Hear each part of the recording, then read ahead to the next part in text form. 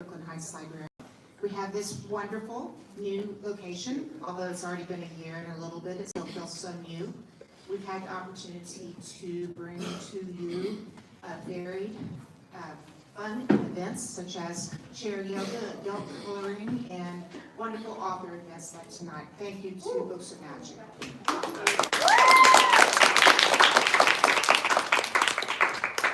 Please pick up an events calendar outside. Great, this book. And all of you, Iloh, Miles, and DB's Zoboi to this gorgeous library to celebrate the launch of Salt the Water.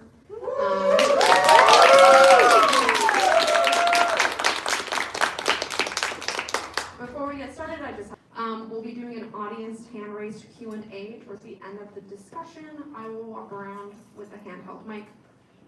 So while we're talking, page and style, I'll come around with post-it notes to get everyone's names spelled correctly, and it'll be great. And if you're joining us virtually in the YouTube live stream, you can buy the book in the live stream description by The Salt of Water, buy all their other books. If you're here and you haven't already bought a book, come buy a book. We don't want to take them back to the store. We want you all to have them. We've also got some of Edie's books, and we've got some of Candice's other books. They're all wonderful. Even one event sends cerulean and reeling off water, an American writer from the Midwest by way of Washington, D.C. and Brooklyn, whose books center home, self-awareness, and Black sustainability. They are proud alumna of Iloh fiction and a residency with High Arts, where they debuted their first one-person show in 2018. Candice became a 2020 National Book Award finalist, and in 2021, a Prince Award honoree for their debut novel, Everybody Looking, which we have in the back. Breakthrough House is their second novel, which of course we also have in the back. And this is their third novel, Salt the Water. We have so much of that, up front, in the back, everywhere. I just want everyone to read your book, because it's so good. It's so good. Conversation Partner Zoboi is born in Port-au-Prince, Haiti, and holds an MFA in writing for children and young adults from Vermont College of Fine Arts. Her YA novel, American Street, was a National Book Award finalist, and her debut middle grade novel, My Life as an Ice Cream Sandwich, was a New York Times bestseller. She is the author of Pride, a contemporary YA remix of Jane Austen's Pride and Prejudice, and editor of the anthology Black Enough, Stories of Being Young and Black in America. Her most recent bestseller, Punching the Air, is a YA novel in verse, co-authored by prison reform activist Yusuf Salaam for the Exonerated Five. Raised in New York City, Evie now lives in New Jersey with her husband and their 3 children. And then, of course, we have such a special treat for you all tonight. We have our audiobook narrator. And they will be doing a reading tonight. They are a writer and comedian, actor, host, and transmedia specialist who resides and performs in both New York and LA. They have been featured on HBO, Allure, the New York Film Fest, Providence Film Fest, Now This News, and in Vogue Online. Salt the Water is their first audiobook. Thank you so much all for being here. Without further ado, please give a huge round of applause for all of our guests tonight.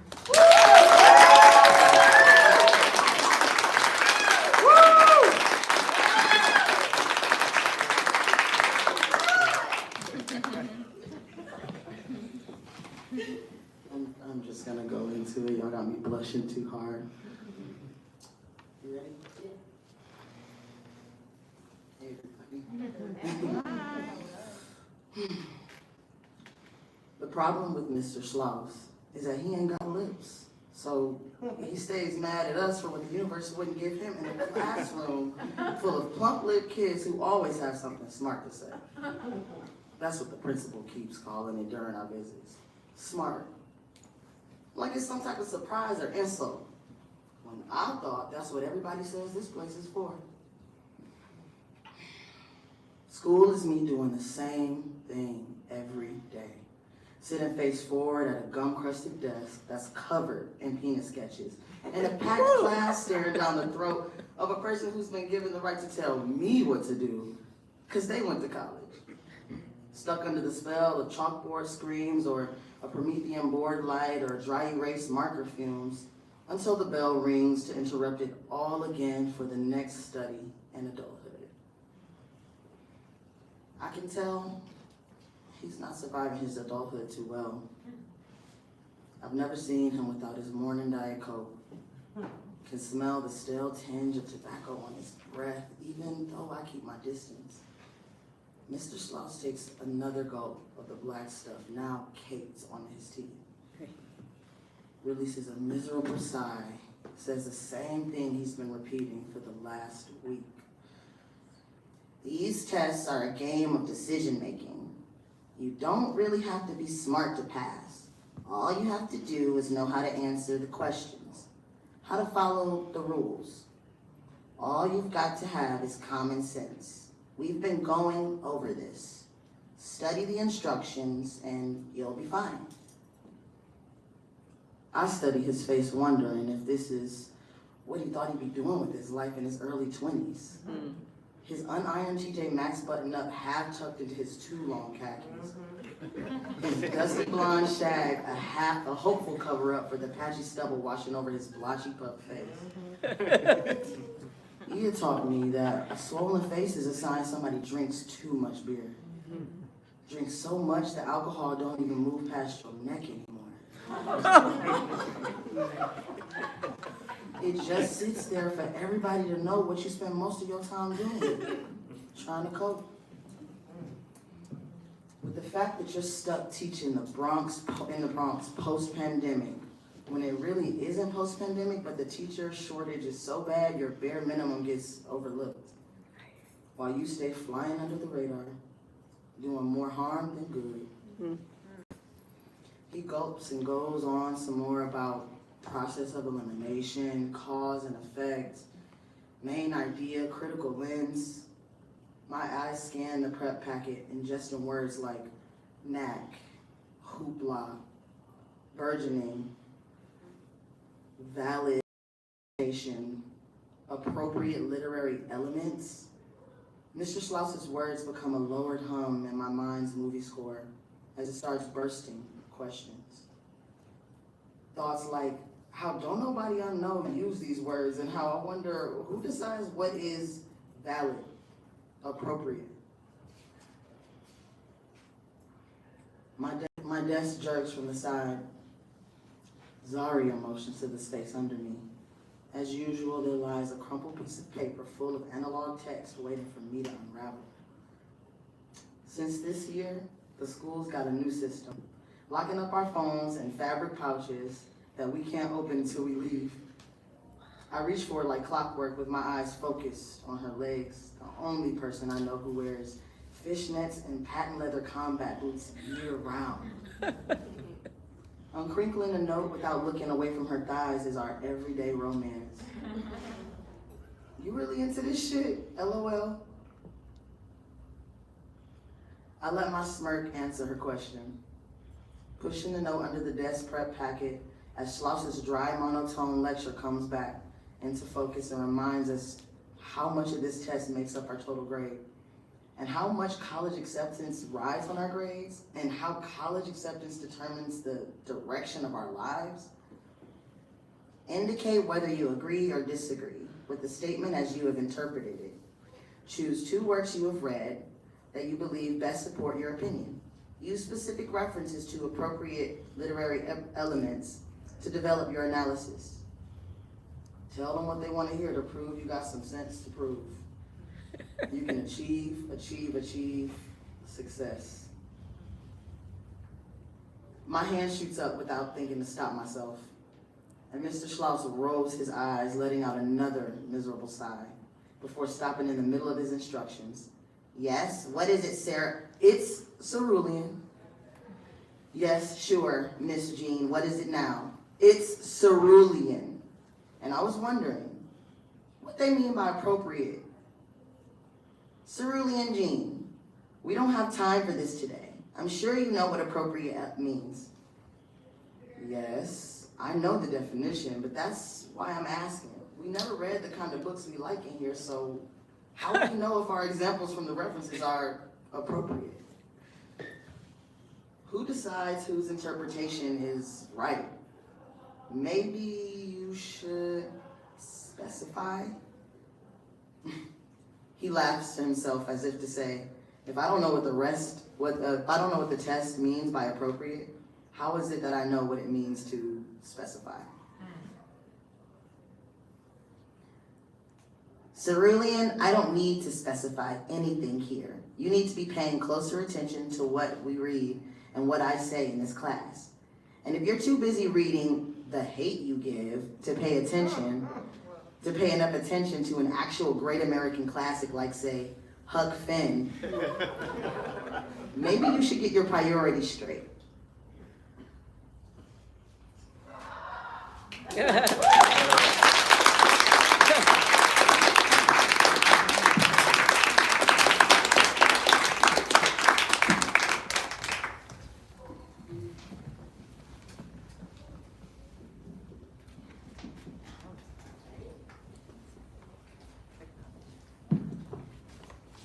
Hello. Thank you guys for listening. Thank you, Mila. It's always a pleasure to hear your words spoken, read in the way that you hear it. So we're gonna have Mila back up on stage to talk about, and I've never been to a book event or had the opportunity to engage with my audio book narrator, so that'll be a treat. So hello, Candice. Hello.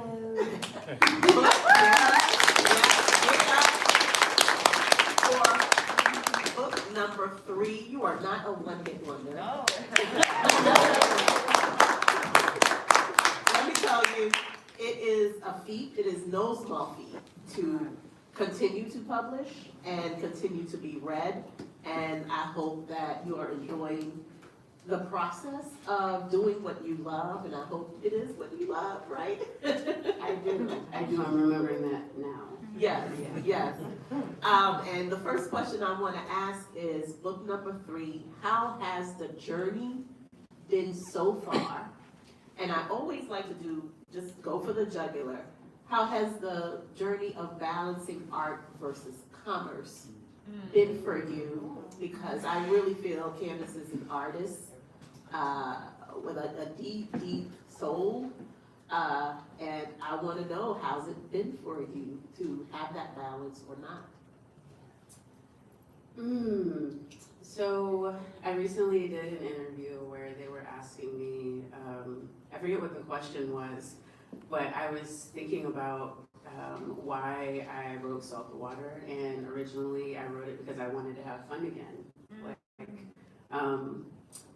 My first book deal was like, in the beginning of the process of getting a deal, it felt really magical, and it felt like my dream is coming true, and like I'm finally getting to do the thing I've wanted to do for such a long time. And then by the end of the second book, I was exhausted and feeling very much so like the industry only cared about numbers and only cared about certain subjects from Black people.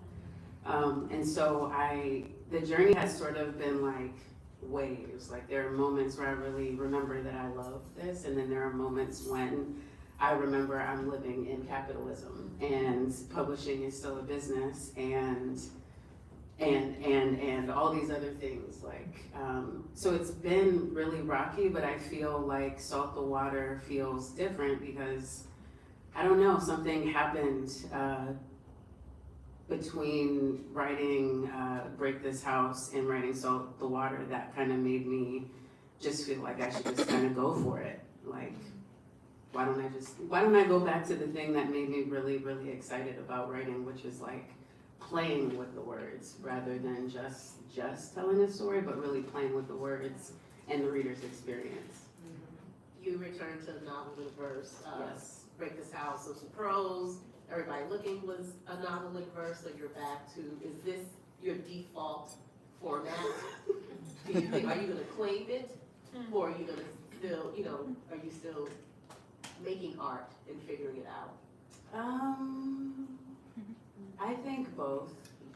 I feel like novels in verse they come really natural to me. I think that I hear and I view story that way, but I want to do everything. Like I came into this industry thinking like, I remember talking to one of my first mentors and saying, oh, it looks like, like the really prominent, famous authors, they like stick to one genre and they master it. And he was like, what are you talking about? Look at Jacqueline Woodson, like she's done all the things. And so that kind of like cracked my brain open and was like, I mean, like I should just try it all and see what it feels like. And Break This House was that. It was like, let me try prose, let me see if I can actually write, you know, a traditional novel.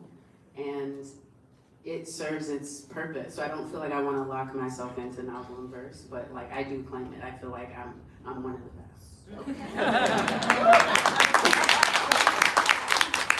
I concur because I just told Candice, I was like, I think I'll bid for you for a little bit my next book. I was looking at this book, and it's true, I have to, and all jokes aside, it's not the elders that I personally look up to. I am finding colleagues now that I can look at their work and say, let me try this, let me see how they did this, let me see how they've worked with words and characterization, and you are definitely one of the authors that I look to. And once you see my next book, just don't feel no type of way. But it was just formatting how Candice was able to put the poetry on different sides of the page. And I do agree there is an art form to playing with words, not just the character, you're working with metaphor, you're working with setting, you're working with voice and placement of the words on the page. And I don't think that's easy at all. So congrats to you. And I did it, I tried it, and I know it's not easy. And it's not easy to switch from one form to the other. But another thing that you did very well, and you continue to do with all your books, we've spoken about how our experience with young people we have some overlap in terms of where we've worked. Candice and I have worked for nonprofits, wonderful nonprofits like Sadie Nash Leadership Project. They used to meet around the corner on Montague when they first started. Teachers and Writers Collaborative. So you are in the trenches with young people. And as a writer, it's called teaching artist work. And teaching artist work, you're not quite an educator, you're not a classroom teacher, but you're right there with the young people making art and teaching them about art and being an artist in the classroom space. So you were able to capture the classroom dynamics very well. And I'm a parent of teens and I read my kids' texts. And I know the voice that they don't use with me and how they talk about their teachers. They are constantly shading their teachers. And I was able to go to parent teachers night and the teachers are tired and old and just unhealthy sometimes because they're overworked and underpaid. How were you able to get into the mind of a teen observing the educator in the classroom and putting this Black non-binary teen bucking them against this exhausted educator? I thought that was just the most fascinating thing, and I really have not seen it in any book. Wow. Thank you. Because it's a power dynamic. Yeah. How did you capture that power dynamic? I mean, it's not too far from what I feel like as an adult when I enter certain spaces that I'm not meant to be in. And I also have a very clear memory of my high school English teacher from like sophomore and junior year. And I just remember him looking like he absolutely hated his job. He hated answering our questions. He hated any kind of like inquiry that like went off the script of what he had planned. He didn't look like or sound like he believed anything he was saying. And so, I don't know, it's been crystallized in my mind, and then I've encountered many teachers like that as an educator. Like, as a teaching artist, being able to like move in and out of like school buildings, sort of like on my own schedule, I feel like I've been able to like maintain a perspective that feels very much so like the students. Like I feel like a visitor, even when I have worked in schools. And then I get to build this kind of like, this space that is like magical, inside of a school building where the kids feel a little bit more comfortable to talk how they talk. And that wasn't that long ago before since I was hearing them do that. that, no, I tend to, and I've read a lot of books where there's an educator who provides a safe space for the young people. But we never get that shady teacher who, a lot of teachers do not love our children. And it's true, we need to see that on the page because the young people feel it, and you captured that so well. But you do have other educators who I feel like are not in the system, who are coming in and being that, providing that safe space for the young people. And another layer to that is New York City Public School in the Bronx. Now, I was doing research for the book I was just talking about, and I was thinking, like, you know, I'm working on setting, and I had to remember, wait a minute, does this school have a metal detector? Because a lot of the schools I went to had metal detectors, some did not. And this was a few years ago, but post-pandemic, what's happening with metal detectors? And I just did a quick search, and the Bronx has 62% of schools in the Bronx have metal detectors. And then I completely, you know, immediately thought of your book where this is set in the Bronx. However, we know what we know about New York City Public Schools. What you do well also, and I'm gonna keep bringing up the things that I love and just, you know, have you talk about that.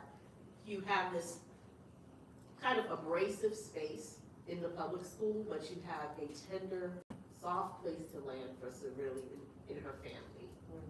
Was that intentionally bucking against a stereotype, or are you writing a certain truth on the page?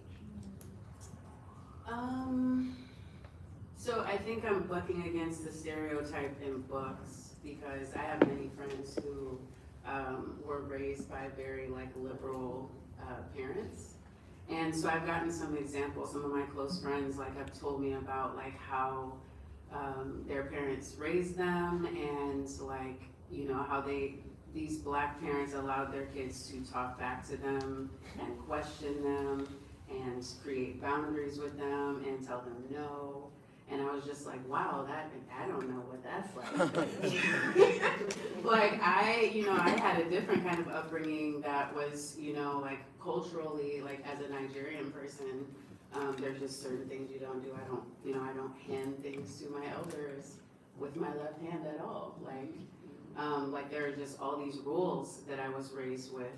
But as an adult, I met people who had a whole different experience. And so I wanted to bring that into the book, both as a reality that I know of, but also like, why don't we, like, I want more examples. Because I feel like a lot of the parents that I've read about in books don't quite, I don't know, they feel stereotypical most of the time to me. And so I just really feel like, I think also it began when I was inspired by Junauda Petrus, The Stars and the Blackness Between Them. If you've read that book, the parents in that book are very similar, and it's not even like they're that radical, they're just loving.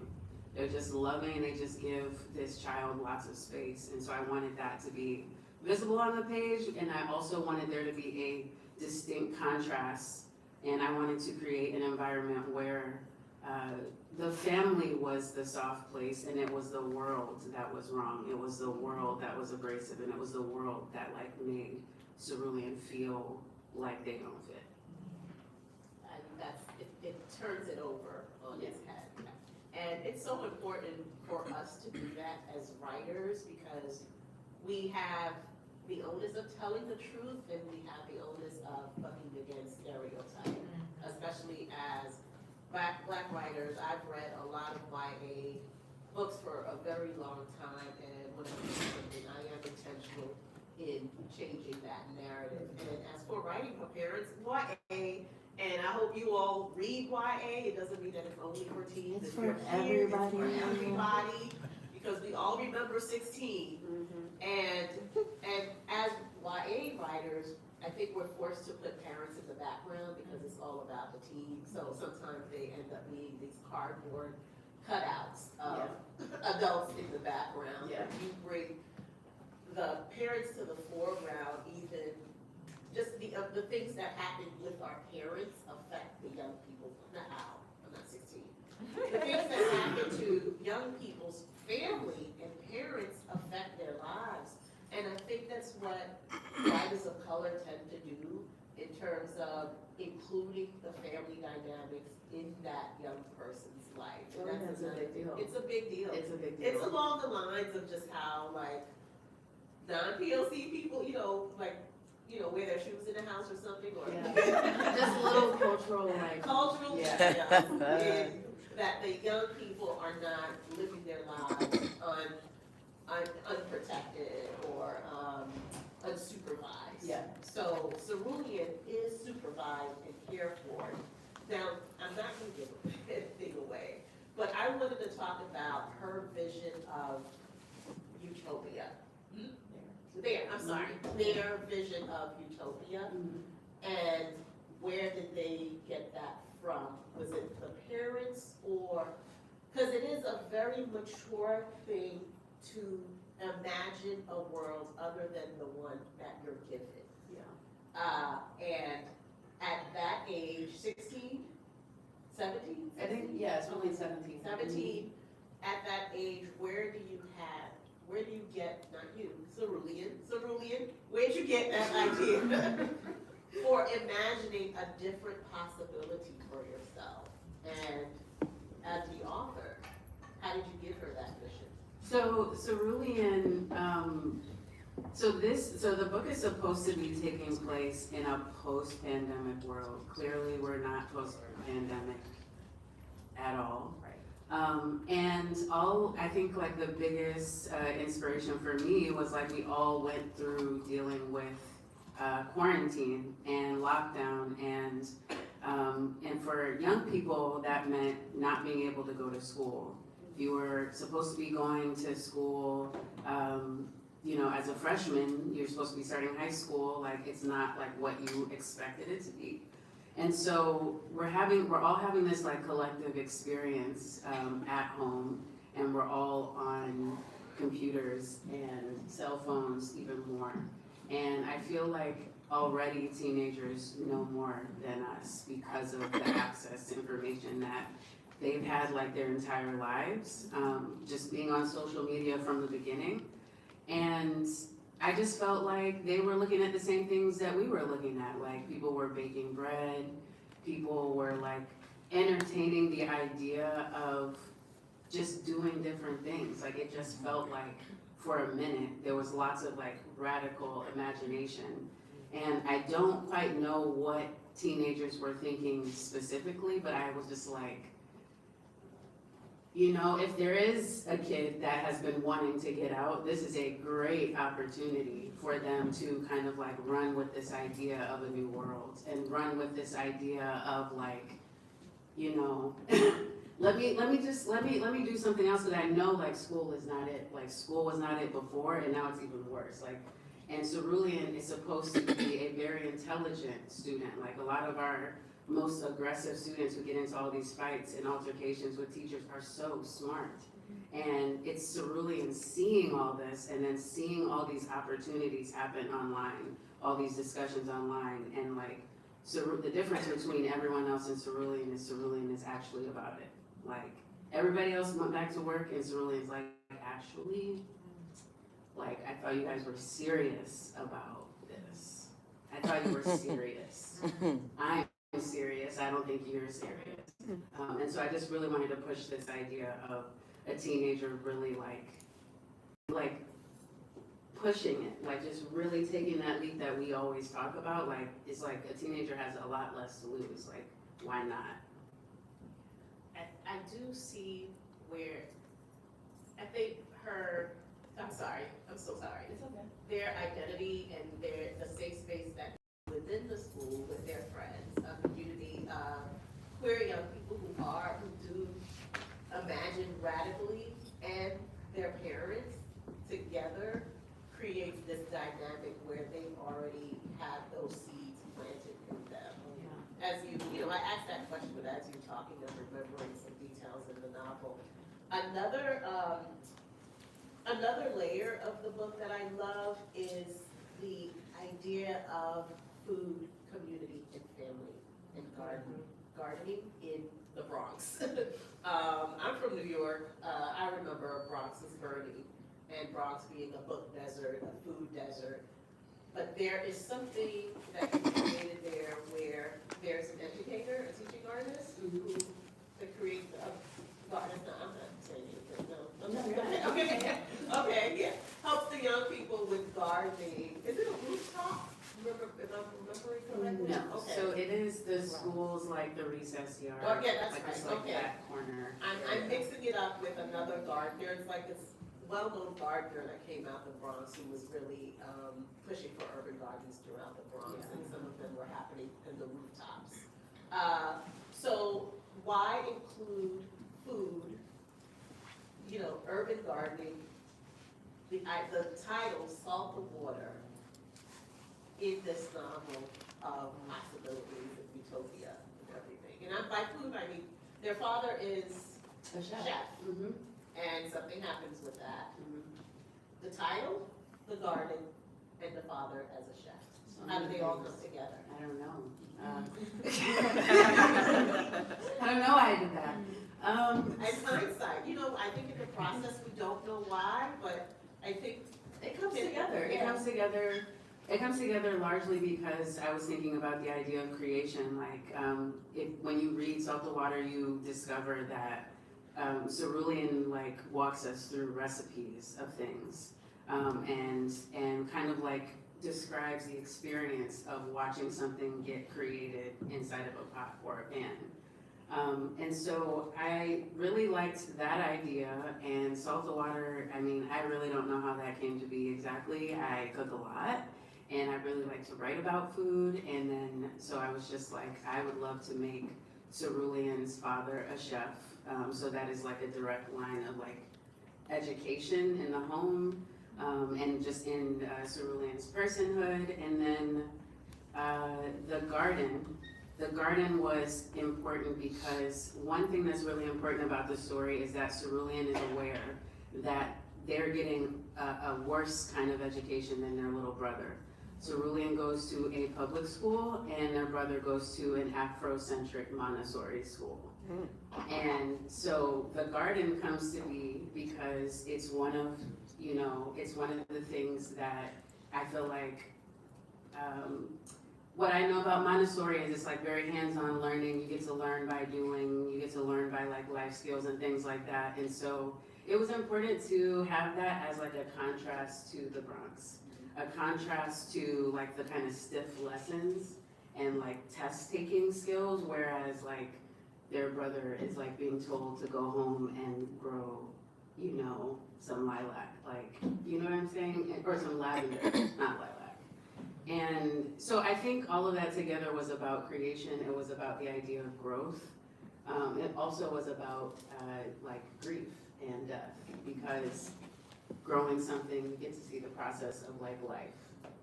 And so I just really, I felt like I hadn't seen any community gardens, urban gardens in the Bronx. I worked in the Bronx a lot when I lived here, and it would have been wonderful to see a lot of my students get to do something like that. And I want to add this tidbit. The teaching artist in the book, it was deeply inspired by pretty much all my friends. I made a lot of teaching artist friends when I was in New York City. New York City is the first place that I even knew teaching artist work was possible. And it felt like a radical way to still be an educator and not be a part of all of the kind of the institutional aspects of school. I agree, and that's exactly how I was interacting with young people. And it's so interesting, so we talk. Oh yes, one more question, and then we're going to just include Iloh in the conversation. Larger, big picture question for you. Talk to me about divestment and opting out. I'm not giving. You're not, it's in the description. Yes, divestment, opting out, and the absence that comes with it. Yeah. The hole that it can leave behind. And one of my favorite books is called 2000 Seasons by Claremont, published in the late 60s, really rare book. And one of the lines that I remember from that book very well is, there is no self to save apart from us. What would my life be like alone, like a beast of prey? And it's this idea of, if I know we're all gonna be falling off a cliff, and I can't save you, I'm gonna jump off too, because what am I gonna do by myself? So, Yes, I Cerulean know isn't something like that. happens, huh? Yes, Cerulean isn't like that. But however, you leave a huge hole there, right? And I'm like, are they okay? You know, by their lonesome. You know? So talk to me about that, because you leave, please read, and it, when you close, you know, with that last page, you're just like, you just think, you know, that it's something is left unanswered, but you do the work as the reader to answer those questions. So answer some of that for us. Yeah, so this book is really, really important to me and really personal to me because Cerulean is me in a lot of ways. I am exhausted as an adult, and there's just so much that I have decided I don't want to participate in anymore, and that I would rather give my energy to. And I feel like teenagers really make the most sense because, I don't know, like when I was an educator and I was in the classroom regularly, I just really was used to like students, like leaving the building, walking out of the classroom, deciding they don't want to participate in an activity, completely just shutting down and just like not answering questions. I don't want to be involved. And now me having some years out of the school system, I really, really deeply understand why.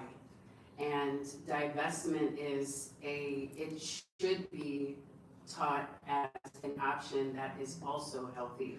I really think it is unhealthy and unsafe to just only concepts of going along and never concepts of just really like moments when you just have to choose yourself, like only, like nobody else is coming with you, nobody understands the urgency, no one feels it as much as you do, no one believes as much as you do, and I really feel like it's important to show kids that their freedom really is worth that sacrifice. Like, I am an adult who has experienced lots of estrangement, and as a queer person, building community and building extended family and just new people to replace the old people is like a big part of my life, like an active thing. Like I'm constantly like working to develop relationships in place of the ones that we're supposed to have for a long time or throughout our life. And so I feel like I wanted that attitude and that energy to be on the page, that possibility that like, what if you did that thing? Like, what if you just listened to yourself this one time? Like, maybe you might be right, maybe it will be lonely, maybe you are going to lose a lot of friends, maybe you are going to lose people you loved deeply and you just could not take with you. I think it's really important to give young people like the space to really think through that and map that out for themselves. Thank you.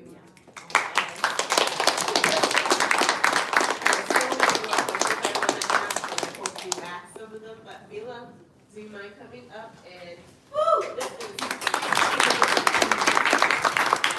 Candice, you can ask them whatever you want to, right? Yes, I think I would like to do the asking. Okay. I just, so again, how much time do we have, like 5 minutes? Okay, great. So Mila was the voice actor for Salt the Water, and we met all the way back at Howard and reconnected in New York City. And some years into being in New York City, I learned that they are a creative too, and that they wanted to do some writing. I was really shocked that they wanted to do some writing, but then when I found out, I was like, let me see what you have, and I was just really surprised, like, wow, okay, you're gonna do something with this, right? And they have.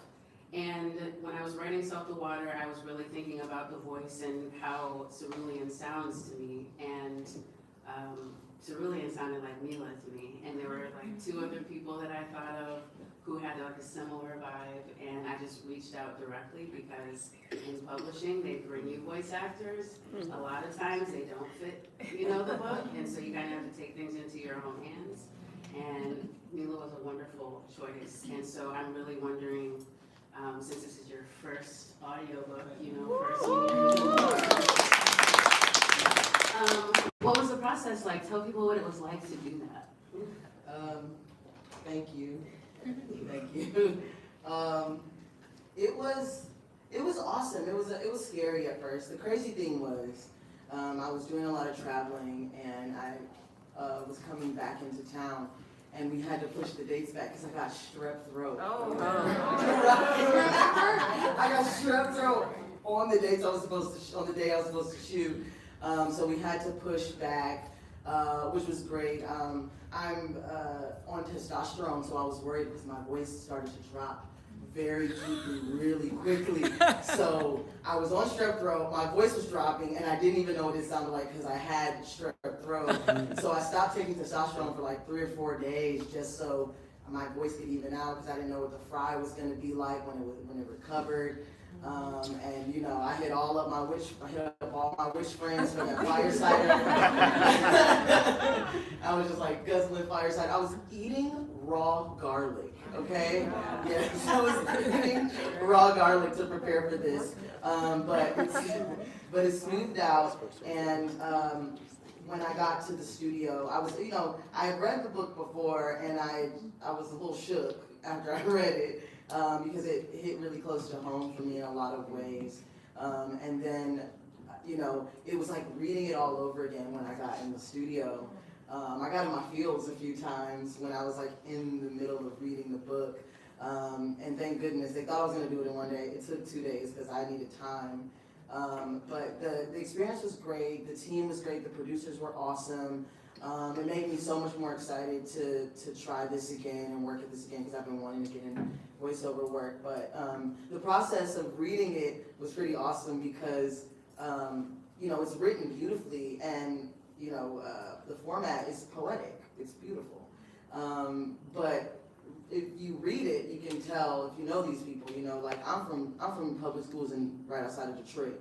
So I already knew these characters and what the teenagers were talking about, and even though I work with children often, but I'm that adult who has a lot of teenager friends for some reason in the neighborhood, so I know how to talk to kids, so it was really fun reading it and kind of stepping into that arena. I'm afraid of teenagers though. I am. When I walk around downtown Detroit, I'm like, New York, I'm used to the teenagers here, but when I went back home to Detroit, this has reminded me of that kind of I was like a bully kid, so stepping into the room with teenagers, I remembered what it was like to be, Cerulean's out, right? Cerulean's openly non-binary, openly queer, and it was really awesome for me to read this and step into this confident out teen because I didn't come out until right before I graduated. As soon as I signed my scholarship is when I came out of the closet. It was like, nobody's gonna stop me.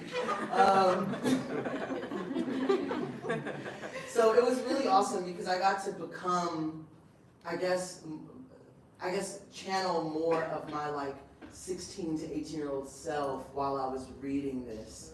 And Cerulean had the family that I always wished I had and thought I deserved. So, and was the kind of sibling I saw myself to already be, kind of like a third or second parent. So it was really awesome reading this because it kind of took me home in a different way.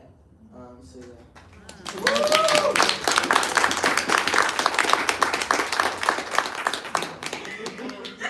Thank you, sorry to cut it there. Sharing that, Mila, that was great.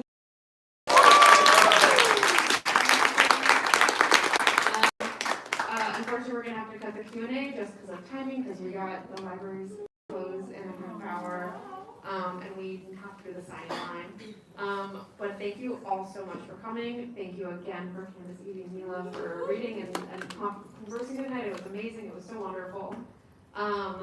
If you would like to get your book personalized, we're asking you line up here on the right side of the stage, through with Post-it notes.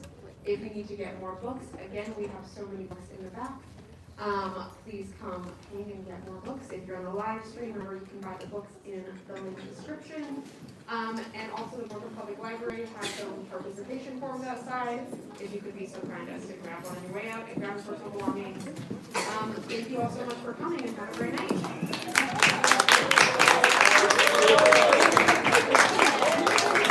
Hi, friends. We're gonna go, but I love you. Hug.